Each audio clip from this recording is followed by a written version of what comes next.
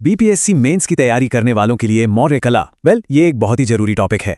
तो आज हम इसी पर बात करेंगे और समझेंगे कि इस टॉपिक पर पकड़ कैसे बनाई जाए। एक तरह से ये हमारी स्ट्रैटेजिक गाइड होगी। तो असल सवाल ये है कि मौर्य कला जैसे थोड़े मुश्किल टॉपिक को एक टॉप स्कोरिंग जवाब में कैसे बदलें। बस यही है हमारा आज का मिशन। देखिए, सिर्फ फैक्ट्स जानना ही काफी नहीं होता। असली खेल तो उन्हें सही ढंग से पेश करने का है। वही चीज आपको बाकियों से अलग करती है।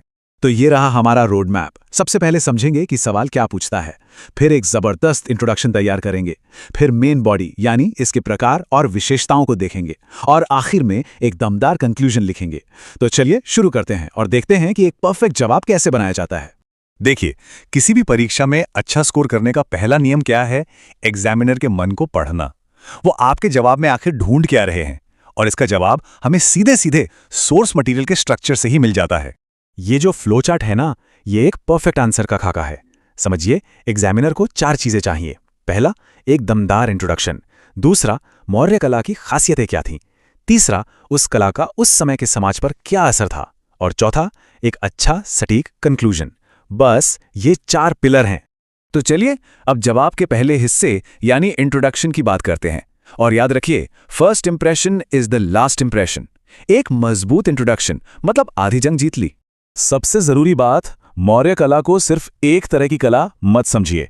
इसे 2 हिस्सों में देखना है, राजकीय कला और लोक कला। ये जो ड्यूअल अप्रोच है ना, ये दिखाना बहुत जरूरी है। इससे एग्जामिनर को पता चलता है कि आपको सिर्फ आर्ट की नहीं बल्कि उसके पीछे के पूरे सोशल स्ट्रक्चर की भी समझ है। और एक बहुत ही पावरफुल पॉइंट है मटेरियल का बदलना। सोचिए, पहले मिट्टी और लकड़ी का इस्तेमाल होता था, फिर अचानक पत्थर का। ये सिर्फ एक टेक्नोलॉजिकल अपग्रेड नहीं था, नहीं, ये दिखाता है कि मौर्य साम्राज्य कितना स्थिर, कितना परमानेंट हो चुका था। अपने इंट्रोडक्शन में ये पॉइंट डालना मतलब एग्जामिनर को ये दिखाना कि आपकी सोच कितनी गहरी है, और यही मिलते हैं एक्स्ट्रा मार्क्स। ठीक है, इंट्रोडक्शन हो गया। अब आते हैं जवाब के मेन हिस्से पर, यानी उसकी बॉडी पर। यहां हम देखेंगे कि मौर्य कला के अलग अलग रूप कौन से थे और इन्हें सिस्टमैटिक तरीके से कैसे समझाएं। ये फ्लो चार्ट देखिए, ये हमारे जवाब का ढांचा है। हम कला को 2 बड़े हिस्सों में बांट सकते हैं। एक है राजकीय कला और दूसरी है मूर्ति कला, जिसमें लोक कला भी आ जाती है। यही क्लासिफिकेशन हमारे पूरे जवाब की नींव बनेगा। अब इन दोनों में फर्क समझना बहुत जरूरी है। राजकीय कला मतलब पावर शो, वो भव्य थी, स्टेट स्पॉन्सर्ड थी, एक तरह से टॉप डाउन अप्रोच। वहीं दूसरी तरफ है लोक कला, जो हमें उस दौर के आम इंसान की जिंदगी, उनके विश्वास, उनकी सोच की एक खिड़की देती है। ये है बॉटम अप अप्रोच। अपने जवाब को ऑर्गेनाइज करने के लिए राजकीय कला के ये 4 मेन कंपोनेंट्स याद कर लीजिए। राजप्रासाद यानी महल, स्तंभ यानी पिलर्स, स्तूप और गुहा विहार। बस ये 4 चीजें याद रहेंगी तो आपका जवाब बिल्कुल पटरी पर रहेगा और कुछ भी छूटेगा नहीं। अच्छा, यहां तक तो हो गई जानकारी, लेकिन टॉप मार्क्स सिर्फ जानकारी देने से नहीं मिलते, वो मिलते हैं एनालिसिस से। मतलब अब हमें आर्ट को उसकी दुनिया से, उसके समाज से जोड़ना है। तो एक टॉप स्कोरिंग जवाब के लिए जो सबसे बड़ा सवाल है वो ये है, मौर्य कला ने उस समय की सोशियो इकोनॉमिक लाइफ को कैसे दिखाया। ये सवाल सिर्फ क्या के बारे में नहीं है, ये क्यों और कैसे के बारे में है। यही असली एनालिसिस है। इसका एक जबरदस्त उदाहरण देखिए। वो जो चमकदार पॉलिश वाले खंबे थे, वो सिर्फ आर्ट पीस नहीं थे, वो तो मौर्य साम्राज्य की इकोनॉमिक पावर और एडवांस्ड टेक्निकल स्किल्स का खुला प्रदर्शन थे। इससे साफ पता चलता है कि कला कैसे साम्राज्य की खुशहाली का आईना बन गई थी। दूसरा बड़ा एनालिटिकल पॉइंट है कला का मकसद। राजकीय कला एक पॉलिटिकल टूल थी। इसका काम था साम्राज्य को एक करना, राजा की अथॉरिटी को मजबूत करना। और वहीं लोक कला, वो हमें आम लोगों की कहानी बताती है, सोशल हिस्ट्री का एक पन्ना खोलती है। तो अब बारी है अपने जवाब को एक दमदार तरीके से खत्म करने की। एक अच्छा कंक्लूजन आपके सारे पॉइंट्स को एक साथ लाता है और एक लास्टिंग इंप्रेशन छोड़ता है। एक मजबूत कंक्लूजन लिखने के लिए यह एक सिंपल सी चेकलिस्ट है। राजकीय और लोक कला का फर्क बताइए। बताइए कि कला ने समाज को कैसे दिखाया, और आखिर में यह भी बताइए कि इसका असर बाद की भारतीय कला पर क्या पड़ा। बस इन 3 चीजों से आपका कंक्लूजन परफेक्ट हो जाएगा। और आखिर में कुछ क्विक रिकॉल टिप्स पर नजर डालते हैं। ये एग्जाम के प्रेशर में भी इस पूरे स्ट्रक्चर को याद रखने में आपकी मदद करेंगे। ये टेबल देखिए, लास्ट मिनट रिवीजन के लिए ये एकदम परफेक्ट है। इसमें राजकीय कला के जो मेन फॉर्म्स हैं, उनका मकसद और उनकी खासियत एक ही जगह पर है। इससे एग्जाम के टाइम मेन पॉइंट्स याद करना बहुत आसान हो जाता है। बस ये 3 क्विक टिप्स याद रखिए। पहला, हमेशा राजकीय बनाम लोक कला, इस वर्गीकरण से शुरू करें। दूसरा, कला की हर खासियत को समाज की हालत से जरूर जोड़ें। और तीसरा, कुछ कीवर्ड्स इस्तेमाल करें, जैसे पॉलिश किया हुआ पत्थर, शाही एकता, सांस्कृतिक संश्लेषण, ये आपके जवाब में वजन डालेंगे। और आखिर में ये एक सवाल सोचते हुए छोड़ते हैं। एग्जाम से हटकर सोचें तो मौर्य कला का ये विशाल मॉन्यूमेंटल रूप हमें उस समय की स्टेट पावर और विचारधारा के बारे में क्या सिखाता है? क्योंकि कला सिर्फ खूबसूरती के लिए नहीं होती, वो ताकत, समाज और इतिहास की एक कहानी होती है। बीपीएससी मेंस की तैयारी में एक सवाल है जो आप जानते हैं अक्सर पूछा जाता है, मौर्यकालीन राजप्रसाद की वास्तुकला की विशेषताएं क्या थीं? तो आज हम इसी सवाल का एक मॉडल जवाब तैयार करेंगे, एक ऐसा जवाब जिससे परीक्षा में आपको बेहतरीन नंबर मिल सकें। तो चलिए शुरू करते हैं। तो सोचिए, हम एग्जाम हॉल में बैठे हैं और हमारे सामने ये सवाल आता है, ऐतिहासिक और पुरातात्विक साक्ष्यों का हवाला देते हुए मौर्यकालीन राजप्रसाद वास्तुकला की प्रमुख विशेषताओं का वर्णन करें। देखिए, ये एक बहुत ही कॉमन सवाल है, तो चलिए देखते हैं कि इसका एक ऐसा जवाब कैसे तैयार करें जो एकदम सटीक भी हो और असरदार भी। देखिए, किसी भी अच्छे जवाब की शुरुआत हमेशा एक मजबूत इंट्रोडक्शन से होती है। तो सबसे पहले इसका हिस्टोरिकल और ज्योग्राफिकल कॉन्टेक्स्ट समझते हैं। हम बात कर रहे हैं पाटलिपुत्र के राजप्रसाद की, जो मौर्य साम्राज्य की शक्ति का आप कह सकते हैं एकदम सेंटर था। जो आर्कियोलॉजिकल सबूत मिले हैं वो हमें बताते हैं कि ये शानदार महल आज के पटना के पास कुम्हारार में था, जो उस समय की राजधानी हुआ करती थी। पाटलिपुत्र ये सिर्फ एक शाही घर नहीं था, नहीं, बल्कि ये चंद्रगुप्त मौर्य द्वारा साम्राज्य की ताकत और शान शौकत को दिखाने के लिए बनाया गया एक जबरदस्त सिंबल था। तो सबसे जरूरी बात यह है कि इस महल के पीछे एक स्ट्रेटेजिक सोच थी। मकसद था एक ऐसी इमारत बनाना जो साम्राज्य की विशालता और भव्यता को दुनिया के सामने रखे। अपने जवाब में इस पॉइंट को लिखने से आपके एनालिसिस को एक अलग ही गहराई मिलती है। चलिए अब आते हैं जवाब की मेन बॉडी पर, यानी आर्किटेक्चर की डिटेल्स। यही वो सबूत आधारित पॉइंट्स हैं जो आपके जवाब को एकदम ठोस बना देंगे। अच्छा, तो जो खुदाई हुई उसमें एक बहुत बड़ा असेंबली हॉल मिला है, और जानते हैं उसमें सबसे खास चीज क्या मिली? 84। जी हाँ, पूरे 84 पॉलिश किए हुए पत्थर के खंबे। सिर्फ ये नंबर ही अपने आप में बता देता है कि वो जगह कितनी विशाल रही होगी। और ये कोई छोटा मोटा असेंबली हॉल नहीं था। इसका साइज अंदाजा लगाइए, लगभग 140 फीट लंबा और 120 फीट चौड़ा था। अपने जवाब में इन आंकड़ों को शामिल करने से आपके तर्क में बहुत वजन आता है। एक और बहुत दिलचस्प बात यह है कि महल मुख्य रूप से लकड़ी का बना हुआ था, लेकिन बाद में सम्राट अशोक ने इसमें पत्थर का इस्तेमाल करके इसे और बड़ा बनाया। ये कंस्ट्रक्शन मटेरियल के विकास को भी दिखाता है, जो एनालिसिस के लिए एक बेहतरीन पॉइंट है। अगर मटेरियल की बात करें तो जो खंभे थे वो लाल बलुआ पत्थर के थे, और उन पर मौर्य कला की पहचान यानी वो जबरदस्त चमकदार पॉलिश की गई थी। वहीं छत और फर्श लकड़ी के ही बने रहे। इस मौर्यकालीन पॉलिश का जिक्र करना जवाब में बहुत बहुत जरूरी है। पता है, अगर परीक्षा में ऐसा एक सिंपल सा डायग्राम बनाया जा सके तो एक्स्ट्रा मार्क्स पक्के हैं। ये उस सभा भवन का एक अंदाजन फ्लोर प्लान है। इससे एग्जामिनर को पता चलता है कि आपकी समझ कितनी गहरी है, और ये एक बहुत अच्छा इंप्रेशन डालता है। देखिए, एक मजबूत जवाब के लिए सिर्फ आर्कियोलॉजिकल सबूत ही काफी नहीं होते, हमें विदेशी यात्रियों के विवरणों का भी हवाला देना होता है। इससे हमारे तर्कों को एक तरह की हिस्टोरिकल कंफर्मेशन मिलती है। जैसे यूनानी यात्री एरियन ने लिखा था कि चंद्रगुप्त के महल की शान इतनी जबरदस्त थी कि उसकी तुलना उस जमाने के सबसे भव्य महलों सूसा और एक्बेताना से भी नहीं की जा सकती थी। सोचिए, ये कोटेशन इसके इंटरनेशनल फेम को साबित करता है। और इस महल की भव्यता मतलब सदियों तक लोगों को हैरान करती रही। आप सोचिए, सदियों बाद जब चीनी यात्री फाहियान गुप्त काल में भारत आए तो इसे देखकर उन्होंने कहा कि ये महल इंसानों ने नहीं बल्कि देवताओं ने बनाया है। इससे पता चलता है कि उसकी बनावट कितनी असाधारण थी। तो चलिए अब इन सभी पॉइंट्स को एक साथ जोड़ते हैं और देखते हैं कि परीक्षा के लिए एक परफेक्ट जवाब कैसे लिखा जाए। तो एक आदर्श जवाब का फॉर्मूला क्या है? देखिए, बहुत सिंपल है। स्टेप 1, हमेशा कॉन्टेक्स्ट से शुरू करें, मतलब वो जगह कहाँ थी और उसे बनाने का मकसद क्या था। स्टेप 2, आर्किटेक्चर की डिटेल्स बताइए, वो भी डेटा के साथ, जैसे कितने पिलर थे, साइज क्या था। स्टेप 3, मटेरियल के बारे में जरूर लिखिए, लकड़ी, पत्थर और हाँ, वो खास पॉलिश। और स्टेप 4, अपनी बात को साबित करने के लिए हिस्टोरिकल कोट्स का इस्तेमाल करें, जैसे एरियन और फहियान ने जो कहा।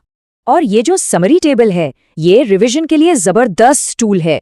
परीक्षा से ठीक पहले इसकी मदद से सभी मेन पॉइंट्स को फटाफट दोहराया जा सकता है। जगह, पिलर्स, मटेरियल, साइज और उसकी रेपुटेशन, सब कुछ उनके सबूतों के साथ।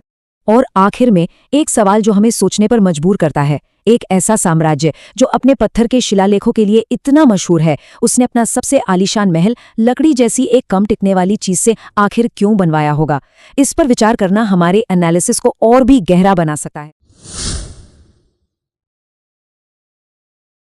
जब भी हम अशोक के स्तंभों के बारे में सोचते हैं तो हमारे दिमाग में क्या आता है? यही ना कि ये बहुत पुरानी पत्थर की मीनारें हैं।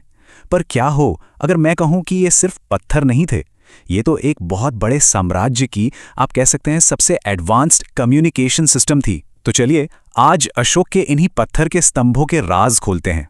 तो इस सवाल से शुरू करते हैं। भाई, एक 2300 साल पुराना पत्थर का स्तंभ हमें एक साम्राज्य की ताकत, उसकी फिलॉसफी और उसकी कला के बारे में आखिर क्या क्या बता सकता है? सोचिए, जब आप बीपीएससी मेंस जैसी परीक्षा में इसके बारे में लिखेंगे ना, तो यही गहरी समझ आपको दूसरों से बहुत आगे ले जाएगी। इस टॉपिक को अच्छे से समझने के लिए हमने इसे 5 हिस्सों में बांटा है। पहले हम जानेंगे कि अशोक के ये पत्थर के संदेशवाहक आखिर थे क्या। फिर हम एक स्तंभ की बनावट को समझेंगे, उसके अलग अलग प्रकार और खासियतें देखेंगे, मौर्य कला की बारीकियों पर नजर डालेंगे और आखिर में परीक्षा के लिए एक परफेक्ट ब्लूप्रिंट तैयार करेंगे। तो चलिए शुरू करते हैं हमारे पहले पड़ाव से, अशोक के पाषाण संदेशवाहक।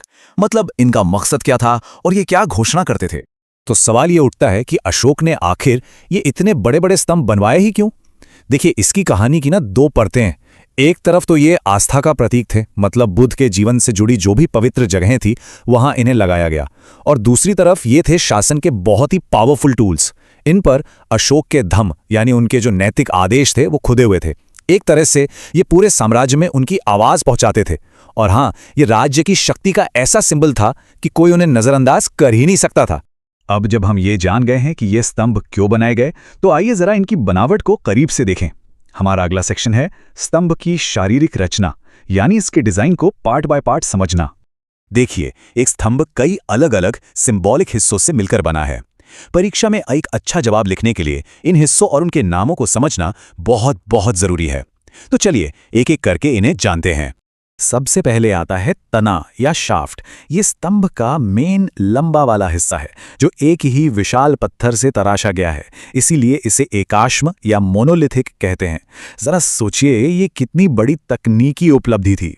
और ध्यान दीजिए, ये नीचे से चौड़ा और ऊपर की तरफ धीरे धीरे पतला होता जाता है, जो इसे एक बहुत ही खूबसूरत आकार देता है। तने के ठीक ऊपर होता है शीर्ष या कैपिटल। इसकी सबसे खास पहचान क्या है? इसका उल्टे कमल या घंटी जैसा आकार। ये मौर्यन डिजाइन का एक तरह से ट्रेडमार्क है, और यही वो चीज है जो मौर्य कला को बाकी सबसे अलग करती है। फिर कैपिटल और जानवर की मूर्ति के बीच में आती है चौकी, जिसे अबैकस भी कहते हैं। ये एक चौकोर या गोल प्लेटफॉर्म है जो जानवर की मूर्ति को सपोर्ट देता है। सारनाथ स्तंभ में तो यह चौकी खुद कला का एक बेहतरीन नमूना है, जिस पर बहुत ही रिलीजियस नक्काशी की गई है। और सबसे ऊपर, सबसे टॉप पर होती है पशु आकृति। ये सिर्फ सजावट के लिए नहीं है, याद रखिएगा। शेर, बैल या हाथी, ये मूर्तियां अलग अलग कॉन्सेप्ट्स के प्रतीक हैं और मौर्य कला के शिखर को दिखाती हैं। असल में यही मूर्तियां स्तंभ को उसकी असली पहचान देती हैं। तो अब हम स्तंभ के सभी हिस्सों को पहचानते हैं। चलिए अब देखते हैं कि ये कितने तरह के होते थे और इनकी क्या क्या खासियतें थीं। हमारा अगला सेक्शन प्रकार और विशेषताएं। पत्थर में छिपा एक गहरा अध्ययन। ये काफी दिलचस्प है। स्तंभों को ना हम 2 मेन टाइप्स में बांट सकते हैं। एक तरफ है लिपि स्तंभ, जिन पर धम्म की बातें खुदी हुई हैं, जैसे सारनाथ और सांची में मिलते हैं। दूसरी तरफ है सादा स्तंभ, जिन पर आमतौर पर कुछ नहीं लिखा होता, जैसे बासार और कौशांबी में मिले हैं। ये बंटवारा अशोक के दोहरे मकसद को एकदम साफ दिखाता है, एक मैसेज देना और दूसरा सिर्फ अपनी मौजूदगी से प्रभाव डालना। अब जरा इन स्तंभों के वजन और आकार का अंदाजा लगाइए। एक एक स्तंभ का वजन लगभग 50 टन। आप सोच सकते हैं, ये आज भी एक बहुत बड़ी इंजीनियरिंग चुनौती है। उस जमाने की तो बात ही छोड़ दीजिए। और इनकी ऊंचाई 50 फीट तक हो सकती थी। जरा सोचकर देखिए, इतने बड़े और भारी पत्थर को खदान से निकालना, उसे तराशना और फिर सैकड़ों मील दूर ले जाकर खड़ा करना, ये मौर्य साम्राज्य की संगठनात्मक शक्ति का कितना बड़ा सबूत है। और अब वो खासियत जो मौर्य स्तंभों को सबसे ज्यादा खास बनाती है, उनकी चमकदार पॉलिश, जिसे ओप कहा जाता है। यह पॉलिश इतनी जबरदस्त थी कि इसकी शीशे जैसी चमक 2000 साल बाद भी वैसी की वैसी है। यह मौर्य कारीगरों के सीक्रेट नॉलेज और स्किल का सबूत है। और हां, परीक्षा के लिए यह पॉइंट तो जरूर याद रखना है। चलिए अब सीधे मौर्य कला की आत्मा में उतरते हैं और उसके सबसे मशहूर एग्जाम्पल को देखते हैं जो मौर्य कारीगरों के कमाल के हुनर का सबूत है। हमारा चौथा सेक्शन, मौर्य कलात्मक उत्कृष्टता और सारनाथ की महान कृति। जैसा कि कहा गया है, शीर्ष पर बनी पशु आकृतियां मौर्य कला की उत्कृष्टता का प्रमाण हैं। ये सिर्फ एक लाइन नहीं है, बल्कि ये मौर्य साम्राज्य की पूरी कलात्मक विरासत का निचोड़ है, उसका सार है। और इस कला का सबसे शानदार उदाहरण है सारनाथ का कैपिटल। यहाँ 4 शेर एक दूसरे से पीठ सड़ाकर बैठे हैं, जो चारों दिशाओं में धम्म के प्रचार का प्रतीक हैं। नीचे चौकी पर आपको चलती हुई मुद्रा में आकृतियां दिखेंगी, एक घोड़ा, एक हाथी, एक बैल और एक शेर। इसकी कलात्मक गहराई और इसका महत्व इतना ज्यादा है कि इसे स्वतंत्र भारत के राष्ट्रीय प्रतीक के रूप में अपनाया गया है। तो हमने काफी कुछ जान लिया है। अब इस सारी जानकारी को एक ऐसे फॉर्मेट में समेटते हैं जो रिवीजन और उत्तर लिखने के लिए बिल्कुल परफेक्ट हो। हमारा आखिरी सेक्शन, आपकी परीक्षा का ब्लूप्रिंट, सफलता के लिए जरूरी बातें। ठीक है, तो ये जो टेबल है ना, ये समझिए आपकी क्विक रिवीजन गाइड है। फटाफट देखते हैं। उद्देश्य क्या था? धम्म का प्रचार और पवित्र जगहों को मार्क करना। मटेरियल क्या था? चुनार के बलुआ पत्थर से बना सिंगल पीस यानी एक आश्म। पॉलिश, वो खास ओप वाली चमक जो आज तक है। और 8, सबसे ऊपर जानवर की आकृतियां और वो उल्टा कमल वाला कैपिटल। एग्जाम्पल्स में सारनाथ के शेर और रामपुरवा का बैल तो याद ही रखने हैं। बस परीक्षा से पहले रिवीजन के लिए ये टेबल दिमाग में एकदम फिट कर लीजिए। और अब जो हमने सीखा है उसे लागू करने का समय आ गया है। इस सवाल पर सोचिए, मौर्य कला, प्रशासन और अशोक की धम्मनीति पर सूचना के स्रोत के रूप में अशोक के स्तंभों का विश्लेषण करें। अब देखिए, यहां सिर्फ फैक्ट्स बता देने से काम नहीं चलेगा, यहां विश्लेषण करना है। यह बताना है कि ये पिलर्स एक पूरे एम्पायर की कहानी कैसे कहते हैं। ये पत्थर के खंभे असल में मूक गवाह हैं जो एक पूरे युग की कहानी सुनाते हैं। तो अगली बार जब भी आप हमारा राष्ट्रीय प्रतीक देखें तो एक पल के लिए रुककर जरूर सोचिएगा कि यह सिर्फ एक तस्वीर नहीं, ये 2300 साल पुरानी एक जिंदा विरासत है।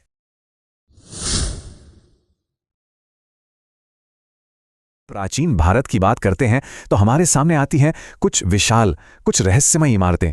पर ये सिर्फ पत्थर की इमारतें नहीं है, इनमें छुपी हैं कहानियां, एक पूरी सभ्यता के विश्वास की। आज हम इन्हीं स्मारकों के रहस्यों की परतें खोलेंगे। अब देखिए, इन इमारतों को समझने के लिए हमें उनके मूल तक जाना होगा। और ये जो आप देख रहे हैं ना, ये सिर्फ एक पुराना नक्शा नहीं है, इसे आप एक चाबी कह सकते हैं, एक ब्लूप्रिंट जो हमें सीधे प्राचीन भारत के वास्तुकारों के दिमाग में ले जाएगा। तो चलिए इसी के सहारे उनकी कला और विश्वास की दुनिया में उतरते हैं। तो सवाल ये उठता है, आखिर ये विशाल स्तूप और विहार थे क्या? और सबसे जरूरी बात, इनकी बनावट, इनका डिजाइन हमें उस समय के लोगों की सोच और उनकी मान्यताओं के बारे में क्या बताता है? तो आज की हमारी यात्रा में हम क्या क्या देखने वाले हैं? सबसे पहले हम इन प्राचीन इमारतों से जुड़े कुछ रहस्यों को समझेंगे। फिर हम एक स्तूप की बनावट को, मतलब उसकी एनाटॉमी को परत दर परत खोलकर देखेंगे। उसके बाद जानेंगे कि स्तूप बनाने के पीछे 4 खास मकसद क्या थे। और आखिर में हम चलेंगे उन अद्भुत विहारों की दुनिया में जिन्हें पहाड़ों को तराश कर बनाया गया था। देखिए, हर बड़ी चीज की शुरुआत ना बहुत छोटी और साधारण होती है। स्तूप की कहानी भी कुछ ऐसी ही है। ये शुरू हुई एक मिट्टी के टीले से, जिसे पाली भाषा में थूप कहते थे, बस एक समाधि का निशान। लेकिन फिर देखते ही देखते यही साधारण सा टीला बौद्ध धर्म की आस्था का सबसे बड़ा केंद्र बन गया, वास्तुकला का एक भव्य प्रतीक। ये पूरी यात्रा आप यहां देख सकते हैं। मौर्य काल से पहले ये बस साधारण टीले थे। फिर मौर्य काल में सम्राट अशोक के समय में इसका रूप ही बदल गया। उन्होंने बुद्ध के अवशेषों को पूरे साम्राज्य में फैलाया और उन पर स्तूप बनवाए। ये एक तरह से एकता का प्रतीक बन गया। और शुंग काल तक आते आते, जैसा कि सांची में हुआ, पत्थर का इस्तेमाल शुरू हो गया, जिससे ये और भी मजबूत और भव्य दिखने लगे। तो चलिए अब वापस उसी ब्लूप्रिंट पर चलते हैं और एक स्तूप की बनावट को और करीब से देखते हैं। ये मत सोचिएगा कि ये सिर्फ एक गुंबद है, नहीं, ये कई हिस्सों का एक बहुत ही सोचा समझा संगम है और हर हिस्से का अपना एक गहरा मतलब है। आइए एक एक करके इसके मुख्य हिस्सों को समझते हैं। तो हमारा गाइड यही नक्शा रहेगा। और हाँ, अगर आप परीक्षा की तैयारी कर रहे हैं तो इन सभी भागों के नाम और उनका मतलब समझना बहुत जरूरी है। ये आपके जवाब को न सिर्फ एक स्ट्रक्चर देगा, बल्कि उसे औरों से बेहतर भी बनाएगा। तो सबसे पहले और सबसे बड़ा हिस्सा है अंड। ये जो विशाल अर्ध गोलाकार गुंबद है ना, इसे ही अंड कहते हैं। ये पूरे ब्रह्मांड का प्रतीक है और इसके ठीक केंद्र में एक ईंट की बनी संरचना के अंदर बुद्ध या उनके किसी बड़े शिष्य के पवित्र अवशेष रखे जाते थे। अंड के ठीक ऊपर आपको एक चौकोर बालकनी जैसी चीज दिखेगी। इसे कहते हैं हर्मिका। इसे देवताओं का निवास स्थान माना जाता था और सच कहें तो यही स्तूप का सबसे पवित्र हिस्सा होता था। अब इस हर्मिका के बीच से एक डंडा, जिसे यष्टि कहते हैं, ऊपर की ओर निकलता है और उसके ऊपर होता है छत्र।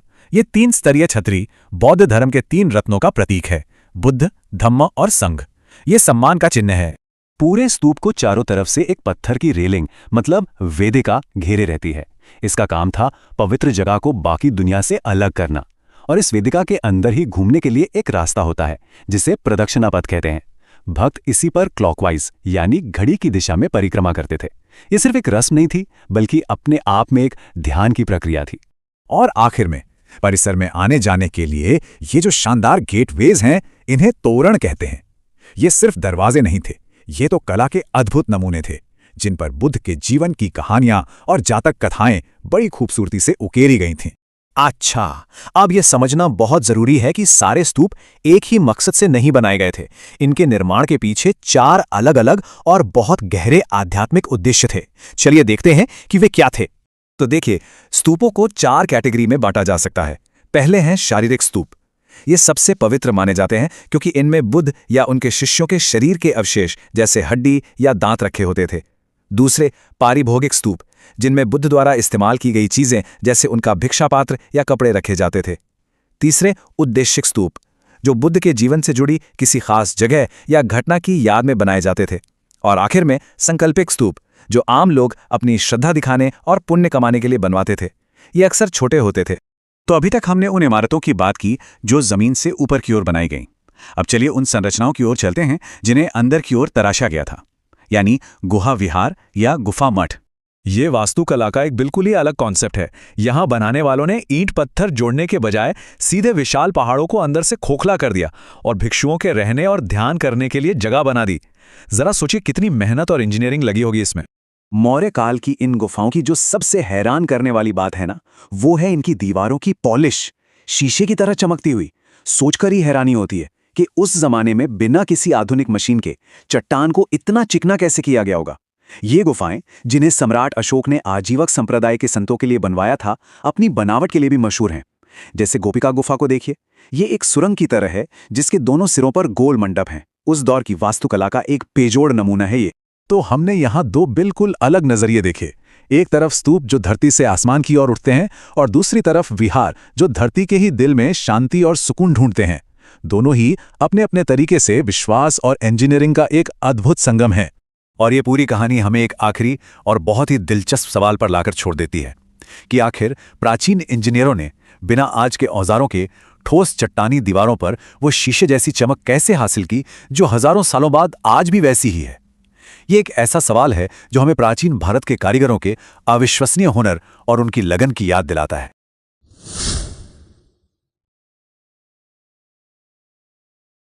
नमस्ते, बीपीएससी मेंस की तैयारी कर रहे हैं तो एक सवाल तो पक्का मानकर चलिए, मौर्यकालीन लोक कला।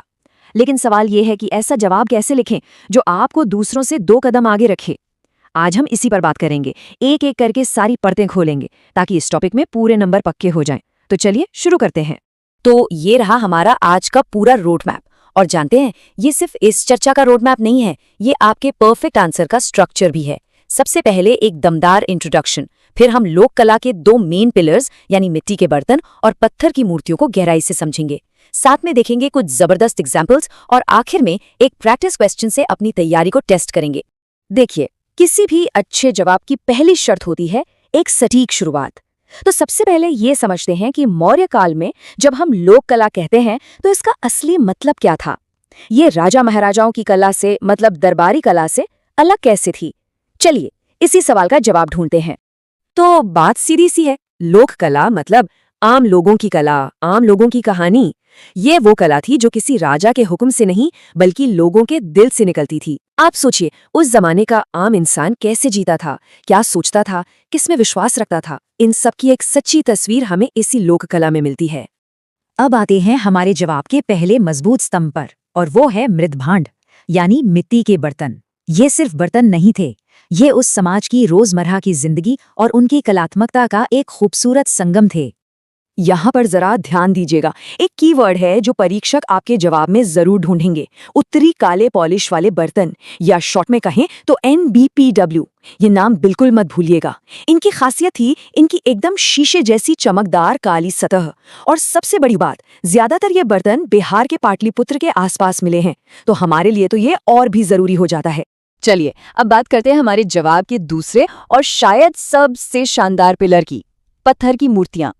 सच कहूं तो मौर्यकालीन लोक कलाकारों का असली जादू हमें यहीं देखने को मिलता है। और ये देखिए, मौर्यकालीन लोक कला का सबसे बड़ा शाहकार दीदारगंज की यक्षिणी। ये सिर्फ पत्थर की एक मूर्ति नहीं है, ये अपने आप में एक पूरी दास्तान है। इसकी डिटेल में जाने से पहले बस एक बार इसकी बनावट देखिए। वो शानदार पॉलिश, ऐसा लगता है जैसे अभी बोल पड़ेगी। उस दौर की कला का इससे बड़ा सबूत और क्या हो सकता है। तो जब एग्जाम में पत्थर की मूर्तियों पर लिखने को आए तो कौन कौन से पॉइंट्स जरूर लिखने हैं, चलिए नोट कर लीजिए। पहला, यक्ष यक्षिणी की आदमकद मूर्तियां। दूसरा, बनाने के लिए बलुआ पत्थर का इस्तेमाल। तीसरा, वो लाजवाब मौर्यकालीन पॉलिश जिसकी चमक आज भी हैरान करती है। और चौथा, शारीरिक सुंदरता पर बहुत ज्यादा ध्यान दिया गया है। बस ये कीवर्ड्स आपके जवाब में जान डाल देंगे। अब देखिए, सिर्फ फीचर्स गिना देना काफी नहीं होता। अपने जवाब को और दमदार बनाने के लिए सबूत देने पड़ते हैं, यानी ठोस एग्जाम्पल्स। तो अगली स्लाइड में हम यही करने वाले हैं। कुछ खास मूर्तियों को उनके लोकेशन और उनकी खासियत के साथ एक टेबल में देखेंगे। ये फॉर्मेट याद रखने में भी आसान है और लिखने में भी बहुत असरदार है। जरा इस टेबल पर नजर डालिए। दीदारगंज, परखम, राजघाट, हर जगह मिली मूर्ति की अपनी एक अलग कहानी, अपनी अलग खासियत है। सोचिए, जब आप अपने जवाब में इनमें से 2-3 एग्जाम्पल्स भी उनकी विशेषताओं के साथ लिख देंगे तो परीक्षक पर कितना अच्छा असर पड़ेगा। इससे पता चलता है कि आपने सिर्फ रटा नहीं है बल्कि समझा है। अच्छा, अब एक क्विक रिवीजन टूल। ये स्लाइड एक तरह से बोनस पॉइंट्स की तरह है। इसमें लोक कला के कुछ और जरूरी लेकिन छोटे छोटे उदाहरण हैं। अपने आंसर में थोड़ी वैरायटी लाने के लिए ये एकदम परफेक्ट है। बुलंदी बाग में माँ बच्चे का प्यार दिखता है तो धौली में एक शांत और ताकतवर हाथी। ये एग्जाम्पल्स हमें बताते हैं कि मौर्य लोक कला का कैनवस कितना बड़ा था। ये सिर्फ यक्ष यक्षिणी की बड़ी बड़ी मूर्तियों तक ही सीमित नहीं थी, बल्कि जिंदगी के हर छोटे बड़े एहसास को इसमें जगह मिली थी। तो ठीक है, थ्योरी तो हमने समझ ली, लेकिन असली खेल तो इसे अप्लाई करने का है ना? चलिए अब देखते हैं कि इन सारी बातों को एक असली एग्जाम क्वेश्चन के जवाब में कैसे ढाला जाए। ये रहा सवाल आपके सामने। अब इसका जवाब कैसे लिखना है? बस जो स्ट्रक्चर हमने आज डिस्कस किया उसे फॉलो कीजिए। सबसे पहले लोक कला की परिभाषा दीजिए, फिर उसके 2 पिलर्स मिट्टी के बर्तन और पत्थर की मूर्तियां के फीचर्स बताइए, और आखिर में दीदारगंज यक्षिणी जैसे जबरदस्त उदाहरणों से अपने पॉइंट्स को साबित कीजिए। यकीन मानिए, इस फॉर्मूले से आपका जवाब एकदम सटीक, असरदार और हाई स्कोरिंग बनेगा। लेकिन जाते जाते एक सवाल जरूर सोचिएगा कि ये कलाकार अपनी इस कला से हमें अपने दौर के बारे में असल में क्या बताना चाह रहे थे।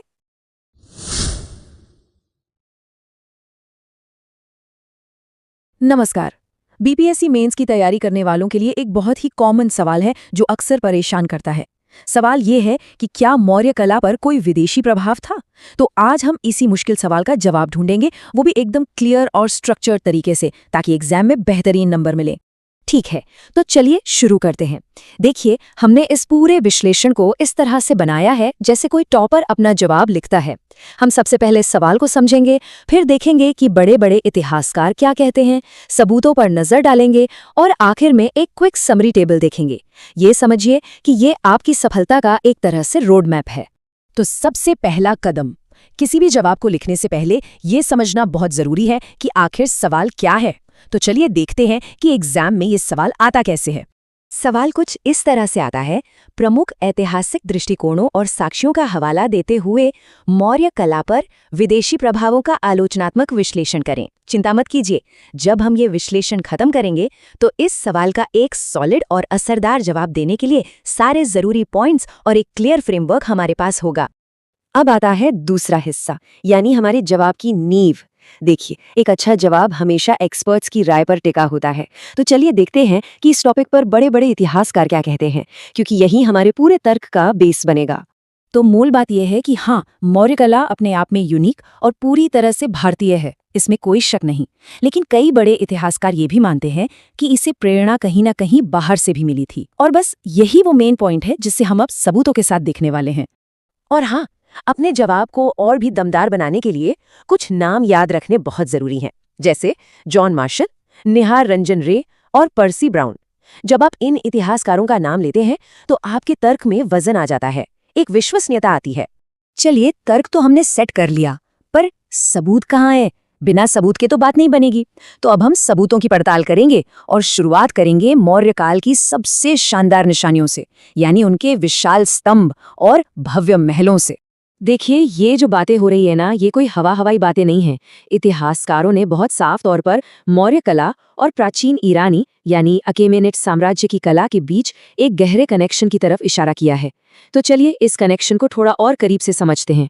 तो पहला और सबसे मजबूत सबूत है मौर्य स्तंभ। सोचिए, उन स्तंभों की वो शीशे जैसी चमकदार पॉलिश, उनके ऊपर का वो घंटी जैसा आकार जिसे घंटाकृति कहते हैं, और फिर टॉप पर बनी जानवरों की आकृतियां। ये सारी की सारी चीजें ईरानी अकेमेनिड कला से इतनी ज्यादा मिलती जुलती हैं कि इसे सिर्फ एक इत्तेफाक मान लेना मुश्किल है। और कहानी सिर्फ स्तंभों पर खत्म नहीं होती। इतिहासकारों का तो ये भी मानना है कि चंद्रगुप्त मौर्य का जो शानदार शाही महल था, उसका डिजाइन भी पर्सिपोलिस के फारसी महलों से प्रेरित था। ये दिखाता है कि उस दौर में वास्तुकला को लेकर कितना गहरा कल्चरल एक्सचेंज होता था। तो हमने वास्तुकला की बात कर ली, अब आगे बढ़ते हैं और देखते हैं कि मूर्तिकला और भाषा में विदेशी प्रभाव के क्या सबूत मिलते हैं। चलिए इन पर भी एक नजर डालते हैं। अब बात करते हैं मूर्तियों की। मौर्य काल की जो मूर्तियां हैं, खासकर जो यक्षिणी की फेमस मूर्तियां हैं, अगर उन्हें ध्यान से देखें तो उनकी बनावट और स्टाइल में आपको ग्रीक मतलब हेलेनिस्टिक आर्ट की एक झलक साफ दिखाई देगी। ये फिर से उसी आर्टिस्टिक लेनदेन की तरफ इशारा करता है। और अब शायद सबसे पक्का सबूत, जिसे कोई काट नहीं सकता, वो है भाषा। अशोक के कुछ स्तंभों पर शिलालेख सिर्फ प्राकृत में ही नहीं बल्कि ग्रीक और आरामी भाषा में भी मिले हैं। अब ये तो बिल्कुल सीधा सबूत है ना कि मौर्य साम्राज्य का बाहरी दुनिया से कितना गहरा कनेक्शन था। ठीक है, तो हमने तर्क भी देख लिए और एक एक करके सारे सबूत भी। अब इन सभी पॉइंट्स को एक साथ एक टेबल में समेट लेते हैं। ये टेबल बहुत काम की है, खासकर एग्जाम से ठीक पहले जब फटाफट सब कुछ रिवाइज करना होता है। जरा इस टेबल पर नजर डालिए, सब कुछ एकदम साफ हो जाता है। स्तंभों पर ईरानी प्रभाव, चंद्रगुप्त के महल पर फारसी, यक्षिणी की मूर्तियों पर ग्रीक या हेलेनिस्टिक, और स्तंभों पर जो लिखा है उस पर ग्रीक और अरामी।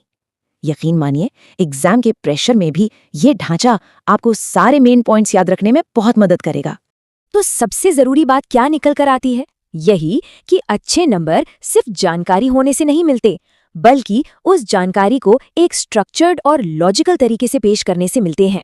एक क्लियर आर्ग्यूमेंट जिसे सबूतों का साथ मिला हो। बस यही है कामयाबी का मंत्र। और अंत में एक सवाल के साथ इसे खत्म करते हैं जिस पर आप सोच सकते हैं, क्या बाहरी प्रभावों को मानने से मौर्य कला की अपनी पहचान, उसकी यूनिकनेस कम हो जाती है, या फिर ये उसे और भी महान और ग्लोबल बना देता है? इस सवाल का जवाब हमें इतिहास को एक बिल्कुल नए नजरिए से देखने में मदद कर सकता है।